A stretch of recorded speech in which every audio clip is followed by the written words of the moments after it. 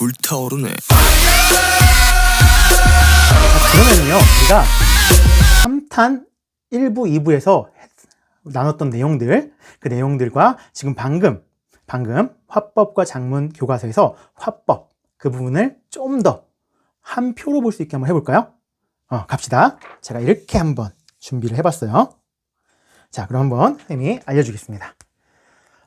자, 우리 얘기했던 거 기억나죠? 화법, 언제나 개념이 중요합니다. 화법, 자, 말할 화자, 그리고 법자입니다. 그러니까 이 말하다는 두 개를 같이 가지고 있다고 그랬죠? 듣기와 말하기. 자, 왔다 갔다, 왔다 갔다, 그렇죠? 그리고 법은요, 규칙이라는 뜻도 있고, 자, 그 규칙을 지키기 위해는 어떤 원리가 있을 겁니다. 기본되는. 그리고 그 원리에 따라서 가장 효과적으로 말할 수 있는 전략들이 있겠죠? 이런 것들을 법에 넣습니다. 자, 그렇다면 이 듣기 말하기 화의 본질을 알아야겠죠? 예, 듣기 말하기라는 행위, 화법의 본질이 있다는 겁니다. 그래서 화법의 본질을 알기 위해서 첫 번째 살펴보니까 성격이 있어. 말입니다. 음성 언어예요. 말하죠?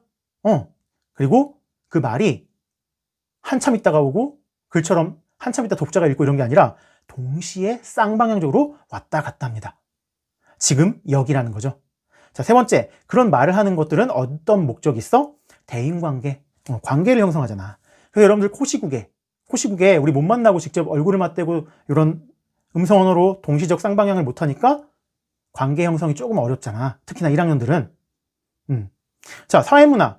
그리고 그렇게 말하고 듣고 하면서 대인관계도 만들지만 공동체가 형성되고 사회의 문화와 사회의 윤리 그런 것들을 공감하고 나누게 됩니다. 사회문화적인 역할도 있어요. 자, 그러면 그런 것들을 할 수 있는 주체들이 있을 거 아니야. 그리고 중요한 요소들이 이게 우리 의사소통도에서 배웠던 거죠. 요소. 자, 화자는 청자가 될 수 있고 화자는 청자가 될 수 있어. 자, 메시지를 전달해. 메시지를 들어. 그리고 다시 전달해. 그리고 들어. 왔다 갔다 하는 거죠. 쌍방향적인. 근데 얘네는 상황 자유로울 수 없죠. 어느 시간, 어느 공간, 어떤 분위기.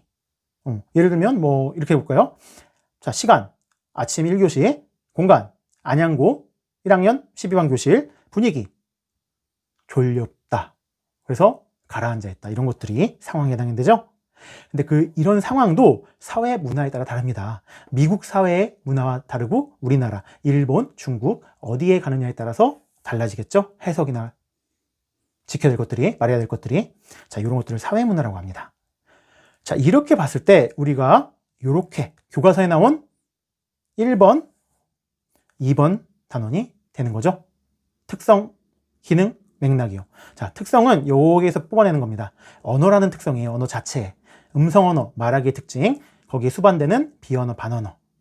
자, 그리고 여긴 가려져 있지만 매체를 이런 것들을 해서 더 잘 전달하고 잘 이해하기 위해 어떻게 사용하는가까지 물어볼 수 있습니다. 시험에서는요. 그리고 이거에 대해서 구체적으로 배우는 건 언어와 매체라는 단어에서 매체입니다. 자, 그 다음에 기능. 이렇게 의사소통도에서 서로가 기능을 하고 있네. 기능. 의사소통이라는 거지? 자, 근데 개인한테도 기능이 있고 집단한테도 기능이 있다는 거죠. 개인한테는 이런 과정을 통해서 자기가 성장할 수 있다는 거.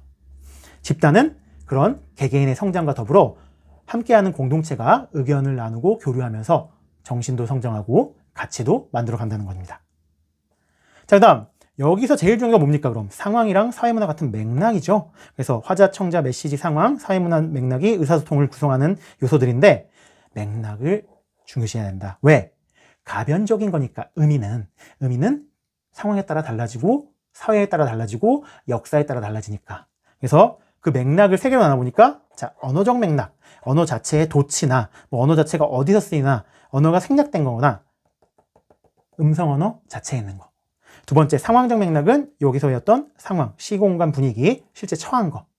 자, 사회문화적인 거는 어떤 사회냐에 따라서 문화가 다르겠죠?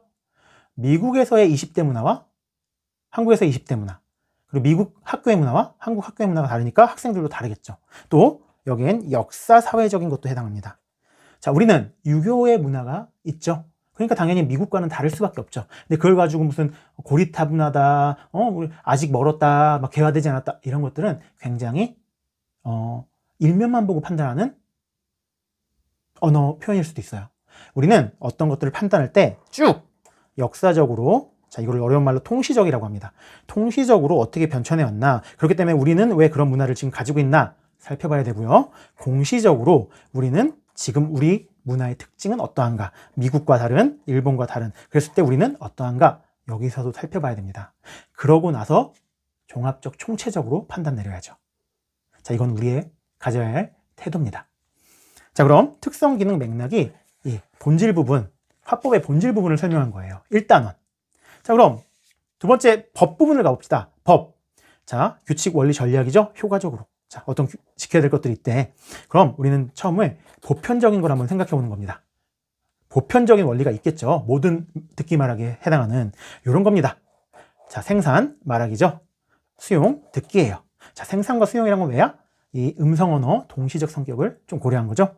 자, 어떤 말할 주제가 정해지면 첫 번째로 말할 화제에 대한 그 자료를 수집하고 또 탐구해봐야죠. 맞나 안 맞나. 그리고 아이디어도 짜봐야죠. 이런 얘기 해야지. 그리고 어떤 순서로 말하면 좋을까? 필요 없는 건 빼야지. 막 이런 것들. 자, 그 다음 실제 표현합니다. 음성 언어로. 그리고 전달합니다. 비언어, 반언어에 담아서. 말을 하면서 표정도 짓고요. 그리고 몸짓도 하고요. 비언어. 그리고 반언어는 어떤 겁니까? 억양, 이런 것들도 높일 수 있고 강조할 수도 있고요. 천천히 장단을 조절할 수도 있죠. 자, 그랬을 때 이렇게 준비하고 표현을 하면, 자, 듣는 사람은 어떻게 해야 됩니까? 그게 사실에 맞는지도 들어봐야 되고 그대로 있는 그대로의 내용을 이해해야 돼요. 그 다음에 그런 내용에 또 다른 것들은 이면은 없는지, 그 다음은 올바른지 아닌지, 자, 그리고 저런 것들은 이런 아름다움을 가지고 있는 표현이구나. 그 다음 상대방의 처지나 입장에 공감할 수 있는지, 이해입니다. 이건 표현이고요.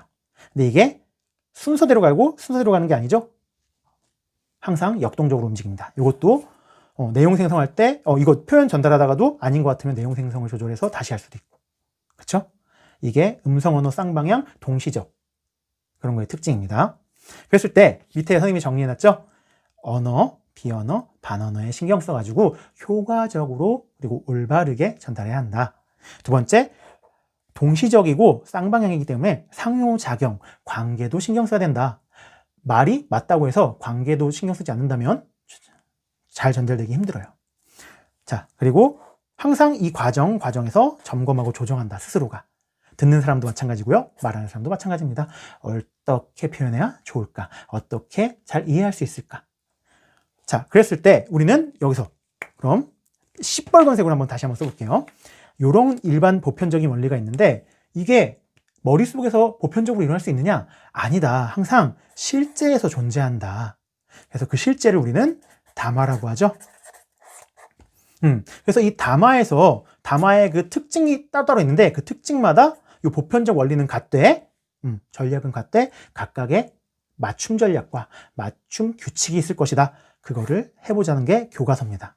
우리는 보편을 배웠잖아요. 교과서에서는 이게 2단원, 실제, 그리고 원리 해가지고 쫙 나오는 거죠. 토론, 대화, 토의, 연설, 발표, 또 뭐 있습니까? 면접, 면담 등등등 각각에 한번 해보자. 실제 익혀보자. 이렇게 되는 거죠. 그래서 담화 중요합니다. 자, 그리고 총정리했을 때 이렇게 특성도 알고 이런 걸 했을 때 우리는 화법에, 자, 여기가 태도죠. 태도 부분이 생길 겁니다. 늘어날 겁니다. 그리고 올바른 태도, 그런 것들을 지키기 위해서 하겠죠. 자, 그랬을 때 자체, 이 자체란 건 뭐냐면 그 화법이 가지고 있는 자체적인 태도 영역이 있고, 자, 환경, 우리가 사는 역사, 사회 문화에 따라서 달라질 수 있다는 거죠. 그래서 두 파트로 기준으로 나누면, 자, 자체적으로 보편적, 그래서 이건 보편적인 겁니다. 보편적인 윤리와 가치가 있어요. 듣고 말할 때. 미국, 유럽, 아프리카 쫙 가도 공통되게 지켜야 된다는 게 있죠. 대화의 원리가 대표적으로 그렇습니다. 협동의 원리, 그리고 또 뭐 있습니까? 공손성의 원리, 이런 거죠. 협력의 원리. 자, 그리고 환경은 뭐에 따라는 거예요? 이게 보편이라면 얘는 특수입니다. 자, 지역에 따라 다르고, 나라에 따라 다르고, 민족에 따라 다르고, 시간에 따라 다르고. 자, 그래서 민족마다의 관습이 있고, 그게 우리 말과 글에 드러나 있겠죠? 특히 말에. 그리고 그거에 의해서 우리 문화가 지켜지고 이어져 내려오는 거죠. 그래서 거기에도 태도에 영향을 받는다는 거죠. 자, 선생님이 깔끔하게 필기하고 방금 더럽혔네요. 여기까지 하면 한쪽에 아주 여러분들이 원하는 구체적이고 미세한 이론들은, 그리고 지식들은 수업 때 하는 거죠. Understand? 자, 끝낸다, 스탠. 자, 여러분, 어땠어요? 대표적인 하나의 화법과 작문 교과서의 화법 부분이랑 그거를 다시 한번 재구성해서 한 표에 알아보기 쉽게 해놨어요. 물론 그 세세한 부분은요, 여러분들이 실제 학교에서 공부할 때, 혹은 고3이라면 화법과 작문과 언어와 매체가 같이 있는 수능 특강이나 정리할 때, 이런 틀 속에서 요런 것들은 내가 좀 외우고 있어야 되고, 요런 부분들은 그 실제 상황이 주어지면은 지문 문제를 실제 상황처럼 생각하고 풀 수 있어야겠구나 라는 거를 얻으면 됩니다. 그래서 이거는 우리 학교뿐만 아니라 모든 학생들, 고등학생 모두에게 해당되는 거죠. 그래서 이런 전체적인 틀을 한번 살펴봤습니다. 다음 시간에는 고민하고 있는데, 작문 나갈 차례니까 작문 쪽으로 좀 가야 되겠죠? 또 썰도 풀고 작문이 어떠한 건지, 그리고 어떤 것들을 배우는 건지, 일상에서 여러분들이 어떻게 하고 있는지, 그 부분 같이 챙겨가면서 갑시다. 안녕.